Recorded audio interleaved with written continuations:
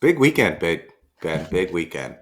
All weekends are big, but No, why? this one's Why? big. Why is it so big? Going to San Diego, Ooh, visiting Jen's mom, bringing Theo. Monday, Theo's going to his first baseball game. wow! Bark It in the is park. Bark in the Park with the Oh, Pods. wow! I envy you. I've always wanted to take Roy. Are there Yeah. any stipulations? You got to sit in the grass area. There's Okay. no seats. I feel like my back and butt are just going to be barking after You- like two innings. Can you take one of those low to the ground seats? No seats. No seats. They Nothing, have huh? some sections that are like elevated so you could kind of sit like at a park, and then they have a couple tables. So I'm gonna leave Theo with Jen and Jen's mom, and I'm gonna go into club level Oh, and wow! just kind of eat like a nice porterhouse. I see it. I was take the leftovers out to Theo Yeah, exactly. or the other dogs. Hmm. You could proverbially get maybe. Have you ever seen the Little League World Series? Oh yeah, every year. Where they take the cardboard and they slide down the hill. I should Maybe do you do that that. for the dogs. Make a little slide. Little like what do they do in Alaska? A little like with the Huskies, Yeah, little sled. I can't even I think of what don't. it's called. I think through general inertia down the hill, but you could certainly pull them. Maybe that maybe that's an upcharge. How fast do you want to go? That's All exciting. right. How fast are we can go today? Because we got a lot of Olympic sprints. We do. Welcome to Big Ben and K Win on nofilter.net and YouTube. More of an audio podcast person. Download, listen, and subscribe anywhere you get your podcasts. Today we're going to talk about Summer Olympics. We've got track and field. We've got soccer coming up. We've got gold medal games coming up. We're going to talk a little NFL and much, much more. I'm K Win. He's Big Ben, and he is very excited to talk about The Olympics. what No, about it? I want to talk about something this has been on my mind. I don't know if it's a theory of relativity, but the idea that I think the Olympics should be grander in competition. Hmm. There should be something a country wins, and we should level the playing field. Okay, Meaning, let me give you an example. let's hear it. Medal count as of this morning: USA 95 medals, China 67, France with 51 overall. Everyone applauds these countries. Wow, they're spectacular athletes. But hold on, I'm going to make a case for Ireland. Oh, let's hear it. Ireland has the population of 5.1 million people. Okay, Guess what state has 5.1 million people in this country? United States. Washington. Alabama. So you have the state of Alabama competing against the rest of the entirety of the United States for athletics or for US golds or medals or whatever it may be. Ireland, as of this morning, has 7 medals. You might say that's not that many, but the population of Ireland relative to the US is 1%, Medal 1.5. per capita. I want medal per capita. I want to see who is the best country at developing athletes relative to the size of their country.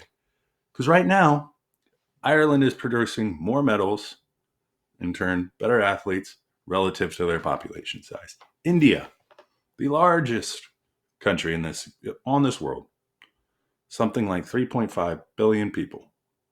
Actually, more than that, excuse me, far more than that, has produced 3 bronze medals in this Olympics. So where I'm going with this, there's got to be something. There's got to be the title, whatever we want to give the country that So produces it. you're saying there is going to be a competition among teams and individuals to win medals like usual, but on top of that, there's like a bonus where the country can win something for Exactly. criteria you're going to set forward. Yes, the supremacy of being the most athletic country Mhm. relative to size.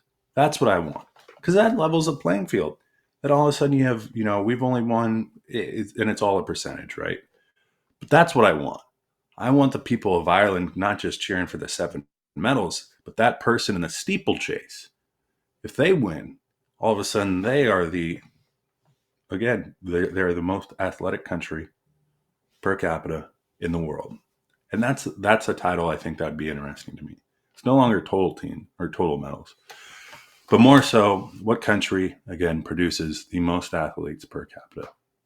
I'm going Level to the playing field. argue the other side. Ireland is a mid-major. It's got to be scrappy. It's got to fight. It's got to get better because the Power Five is going to gobble them up with all that NIL money, which is resources. Power Five is U.S., France, Germany, Canada, and Japan. There's Well, your Power Five. hear me out on this. There is an event today called the dinghy race. Hmm. Now, there's some countries that can probably practice sailing, maybe most, but most can't, right? So effectively, you're not training someone to win the dinghy race if you're in a landlocked country. There's also skateboarding. Maybe you haven't seen a skateboard in most countries. Maybe they don't have skateboard parks, right? So it's in effect, not only does it level the playing field, but you give these countries a chance that maybe don't have the opportunity to practice some of these sports, right? I guess I'm fighting for the little guy can't win. Here's what I want now that I'm starting to see the light, what you're saying. I want one battle. Well, I shouldn't use battle in this day and age. One competition where you select the best athlete in the country, every Ooh, country, and then let's go through like 5 or 6 events. So we could see like speed, agility, maybe balance. like archery, balance, and whoever wins that wins the Ooh, overall country award. I like that. Okay, so take 10 events or something like that, and maybe a One three, athlete per country. maybe four, Yeah. 2 women, 2 men, and they Yes. compete, and whoever that is, I like that might be the ticket That's a right ticket. there. Absolutely. So that's a sub event within the Olympics, Yeah. Could and you then what? imagine the Olympics be like, all right, do we go with LeBron James? Yes, he said, Do we go with yes, Simone Biles? yes, Or do we go with Katie Ledecky? All right, Katie Ledecky and LeBron James, you're up. yeah. And you got events that span. You got the dinghy race, maybe, Mm-hmm. but you also have the skateboarding. You also maybe have 3-on-3 hoops. Yeah, some kind of Well, running because all athletes, we need to right, see that endurance. right. You got the 100 meter, 400 meter. Yeah, Maybe you have the pole vault. yeah. So it's like the biathlon or triathlon just on steroids with a group of people from each country. Yeah, It takes place throughout. And it you got really to, yeah, is. you got to train and you got to know each particular sport. Yeah, that would make it far more interesting to me. Not to It say would. that ping pong, hold on, let me plug ping pong real quick. Table tennis, get it right. Table tennis has been the most entertaining to me. Unbelievable, right? The shot that the Swede had against the gentleman from China, where he proverbially cut it so hard and it went over at height and then spun back. And I Yeah. think he even made like a gesture after it was done, knowing that the guy wouldn't be able to return it. Might have been the height of the Olympics. It was the height of that match for him because he got out 1-0 and then China woke Yeah. up and swept him. The other part of that is I always love they pan to the coaches like after each point, but the coach never has a different like jubilate. They're always just raising, yeah, that's it. So after one time of panning coach, we probably don't need to do that. Give me the crowd. Give me something else. Table Summer tennis. Olympics are coming to LA in 4 years. And I'm already talking to Jen. I'm like, I want to see track and field. I want to see table tennis. I kind of want to see shot put. Shot put is fun. Yeah. You know what else doesn't get a big draw would be the pole vault. Yeah. Because you sit there, you clap, but those guys are going, and it's like in I don't know what the increment is. It might be 6-inch increments towards the Yeah. end, I'm not sure. but you get or the triathlon or whatever it may be. I'm with you. I'll be down. Okay. You're coming. What are you excited for moving forward with the Olympics? Today, in 3, 4, I told you I'm not good at math, 5 hours, we have the greatest rivalry in track and field. Better than Patriots versus the field when Brady played. Better than Michigan, Ohio State. Better than Wazoo, Washington, the Apple Cup. We've got Sydney, let me start again. I'm so excited. Sydney McLaughlin-Levrone versus Femke Bol, 4x400 meter hurdle. Who is Sydney? the current world record holder. There's been 10 top sprints, hurdles, races, times. She's got 6 of them in the Who? start of this event. Femke Bol's Sydney's got 2. fast. Sydney's super fast. So they were saying her world record time, which she finished, if she would have raced the women's who did the 400-meter hurdles, did the 400 without hurdles, she would have finished 7th. So imagine that. She runs the hurdles, other women don't, she finishes 7th. That's how fast she is. Femke Bol, world champion. Sydney didn't race that race. Femke Bol also came back. If you remember Saturday night, that blonde-haired girl that just ran by the U.S. in the 4x400 mixed relay, that was Femke Bol. They're going head-to-head today. Big-time rivalry. I think there's going to be a world record set in 5 hours. That's what I'm looking forward to today. Okay, so I always love them getting in the blocks. Like they're jumping as high as they possibly can. They get in the boom, and it's quick. Right. Yep, here we go. It's like the Belmont Stakes or the Kentucky Derby, and I agree with you on that one. The women's soccer. Ooh. Trinity Rodman, a Coug. She was a Coug, K-Win. That's impressive. She signed to play at WSU, but did not play there because she got drafted in the NWSL. But Trinity Rodman and the crew, they thought it would be a down year because most of these Rapinoe and a lot of the big names are Brandy Chastain. She's gone, obviously. She's old, but I'm looking forward for it because we don't have the men's team isn't obviously in the mix. So we plan our stake with the women's team. That's what I'm looking forward to. New generation of stars, new coach. I think it's Emma Hayes. And they struggled a little bit. Like if you go back 8 years ago, they did not get to the medal round. 4 years ago, they got a bronze. They were saying there's a changing of the guard, but the women have battled overtime victories against Japan and Germany. The women, currently ranked 5th in the country, beat Germany, who's ranked 4th. Now they go into Saturday's match against Brazil. I'm excited for that. I'm also excited for the fastest man in the world. Again, is coming for the 200-meter final also today. I'm probably not going to do much except watch track and field today, and I can't wait. The announcer got it wrong. So he called a different winner than Noah Lyles in that first initial. Hopefully, maybe he'll get this one right in 200. We'll see. Photo finish. We will see. All right, let's transition in the NFL. Football's coming up. The Seahawks have their first preseason game coming up down in LA, K-Win. You can go get a sneak peek of Mike McDonald, DK Metcalf, Geno Smith, Kenneth Walker III. I myself, whenever there's a change in coaching, it's always a wild card. One of my buddies said it best. He goes, if we have a 9-8 season, 9-8 season, he'd be happy. And I asked why. He goes, well, you never know with a new coach. We're giving him some grace to run in a new system. I'm wondering, does Jen feel the same way about those Chargers? There's no grace period. The Chargers need to win. They need to win now. They got Jim Harbaugh. I love it. All the drama going on with college football. I've always been coached when you don't really know what to say when you've done something wrong. It's always, I'm not aware or I did not recall. He is guilty as charged. But it doesn't matter because it's like your old coach, Pete Carroll. Win a national championship, get a raise, go to the NFL. The Chargers, what I worry about is I don't know if Herbert's got too many people to throw to. Yeah, so you got Jesse Palmer. I think they picked up DJ Shark. Lad McConkle. They're going to run the ball, but it's Gus Edwards, who's usually in the red zone. J.K. Dobbins is coming off an injury. I think the Chargers should be happy with a 500 record. But who knows? Maybe Harbaugh will work some magic. Do you think Harbaugh could have would he have a better chance of say, making the playoffs with the team from Michigan last year just playing in the NFL? You're right. It's pieces and parts for the Chargers. I don't know who's producing the offense amongst those, the trio of wide receivers you mentioned and then just the 2 running backs. I don't see much. I don't either, but Harbaugh is usually able to run the ball, control the game, and get hard-nosed, smart players. that don't turn the ball over and make plays in clutch situations. And so if he can do that and stay around 500, maybe there's a chance they get to the wild card.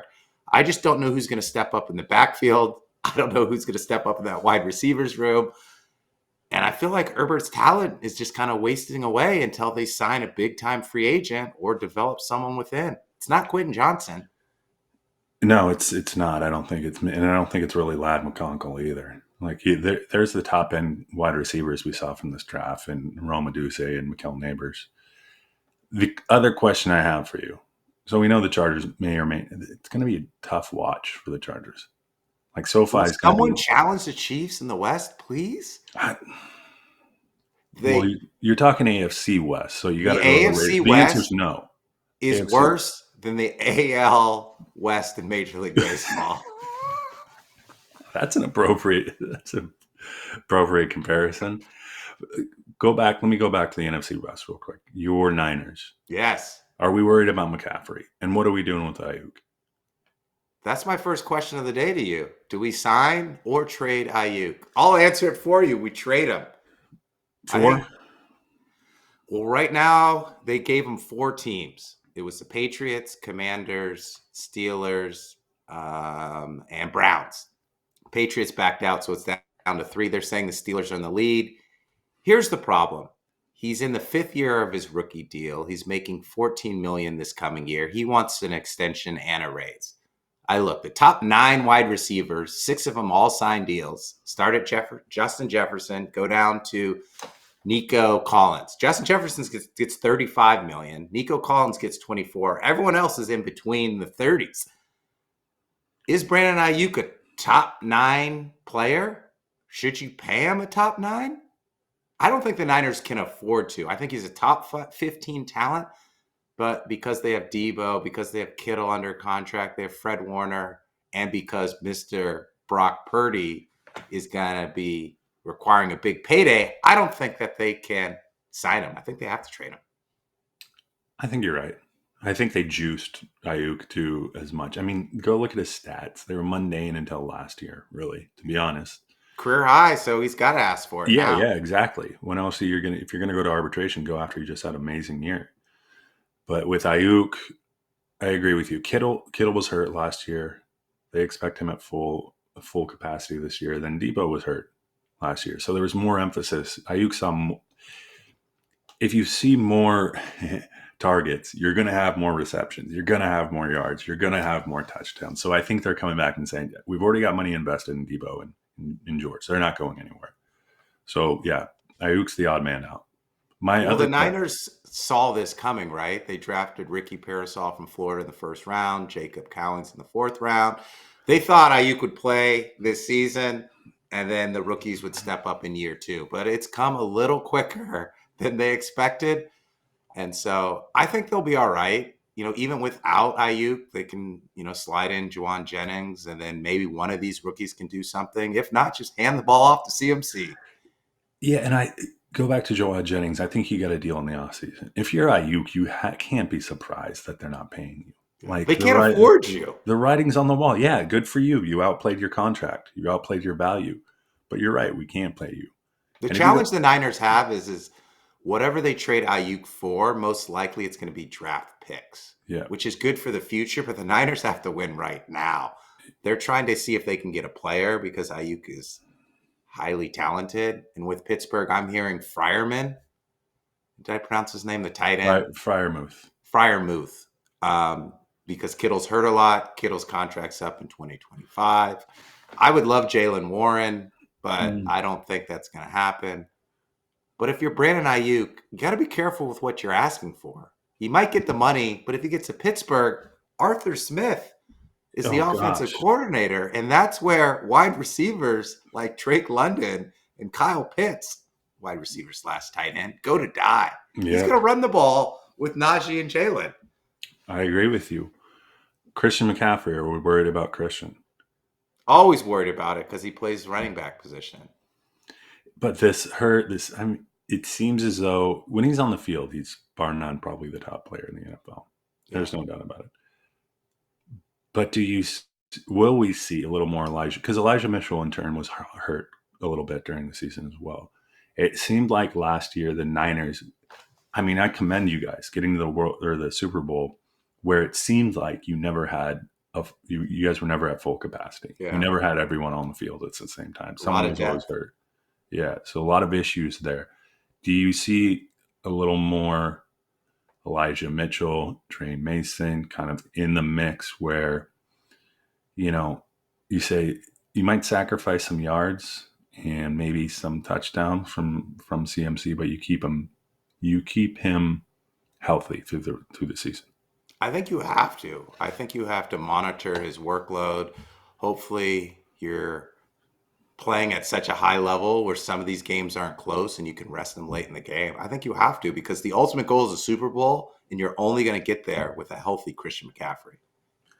We always see that. Who's the healthiest in the playoffs? Generally, I mean, The deepest and the healthiest. I was surprised, candidly, that you guys got past the Lions last We year. shouldn't have. You shouldn't have. If Dan Campbell didn't go for fourth down, not once, but twice, the Lions probably would have Yeah, made it. yeah. And then so you didn't fall into the Super Bowl. You kind of did. You fell into the Super Bowl.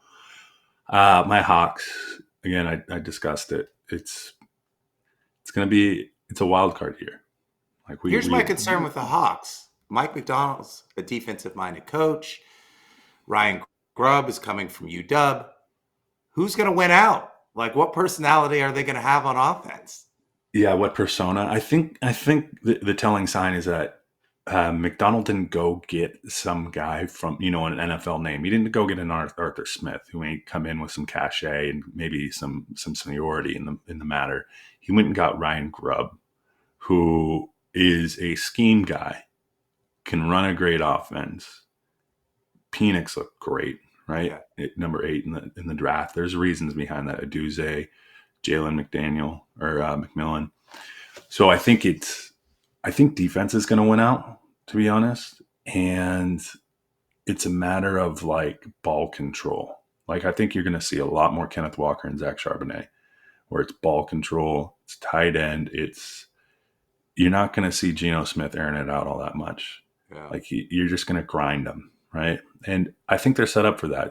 Tyler Lockett's still around, JSN. They got to get JSN more involved. Yeah, they do. I mean, everyone thought they would sunset Tyler Lockett last year, and they didn't have the chance. And I think it's more so this year. It's going to be JSN. He's going to be the guy 8 to 12 yards, picking up first downs. Tyler's going to be more of a scheme guy on the outside, running wheels and so forth. But I agree with you. The second year with JSN in the league, but the scheme is new again.